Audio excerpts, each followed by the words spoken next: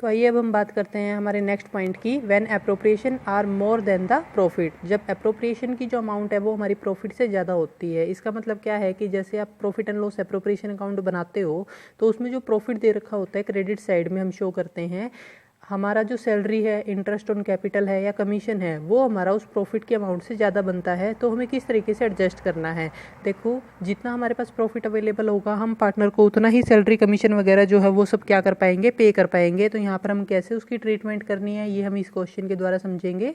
A and B are the partners, ratio 2:1। A की capital 12 lakh as a non working partner. कई बार क्या होता है पार्टनरशिप के अंदर कुछ वर्किंग पार्टनर होते हैं, कुछ नॉन वर्किंग पार्टनर होते हैं।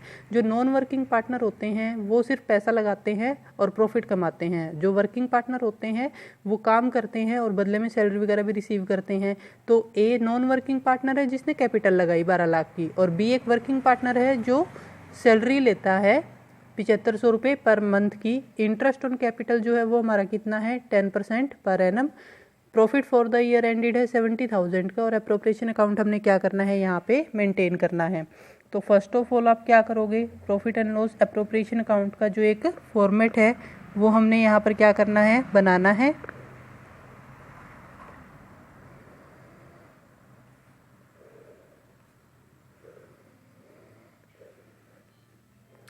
तो this is the format, and हमने क्या किया यहाँ पर, जो बाय P&L है, जो हमारा प्रॉफिट है, प्रॉफिट कितना था हमारा 70,000 का, वो हमने क्या किया, शो किया।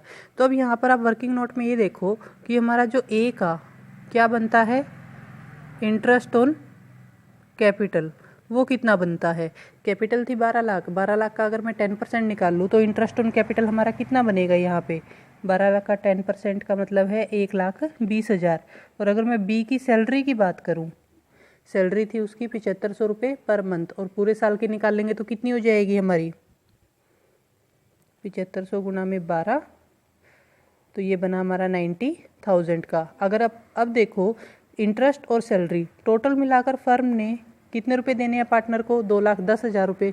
तो क्या फर्म के पास इतना प्रॉफिट अवेलेबल है, नहीं। आप देख सकते हैं क्वेश्चन में हमें प्रॉफिट सिर्फ कितना गिवन है, यहाँ पर 70,000 का प्रॉफिट ही गिवन है।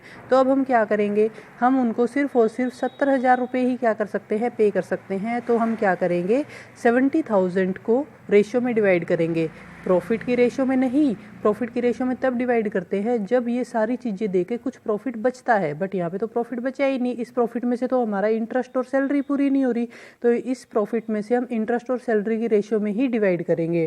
तो यहाँ पर हमें क्या करना पड़ेगा, अब 1,20,000 और 90,000, इसकी क्या निकालनी पड़ेगी, रेशियो। 4 0 से 4 0 कैंसिल हो गई, 3 से काटोगे तो 3 चौके 12, 3 तिया 9, यहाँ पर कितना आया है 4:3। तो आप क्या करोगे, 70,000 को 4:3 की रेशियो में डिवाइड कर दोगे। डिवाइड करने के बाद यहाँ पर आपका जो इंटरेस्ट ऑन कैपिटल है 70,000 का 4 में कितना करेंगे, 7, तो कितना आ जाएगा 40,000। और उसके बाद जो हमारी सैलरी है 70 का 3 में 7, कितना आ जाएगा हमारा 30,000। तो ये हमारी क्या थी, क्वेश्चन की कैलकुलेशन थी। इस क्वेश्चन के अंदर मेन पॉइंट हमारा यही था कि हमारा जो इंटरेस्ट या सैलरी है वो प्रॉफिट से ज़्यादा बनता है, तो जो प्रॉफिट है हमारा इंटरेस्ट और सैलरी की रेशो में ही डिवाइड हो जाएगा। जैसे हमने इस क्वेश्चन में किया है, उसको पार्टनर की इस रेशो में डिवाइड नहीं करेंगे।